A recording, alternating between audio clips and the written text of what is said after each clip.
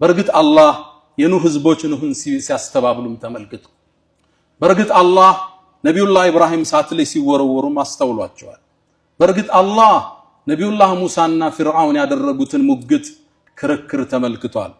በርግጥ አላህ ነቢዩላህ ዒሳን ኢየሱስን ለመስቀል ሲያወሩና ሲመክሩ አላህ ተመልክቷቸዋል።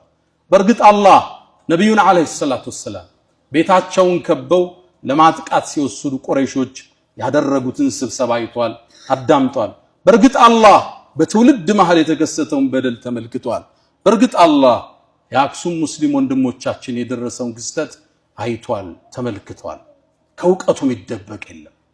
ሁሉን አዋቂ አሸናፊ ጌታ እሱ ነው። አላህ ውስጣችን ሊገባ ይገባል። ተውሂዱ አላህ አሸናፊ እሱ ብቻ።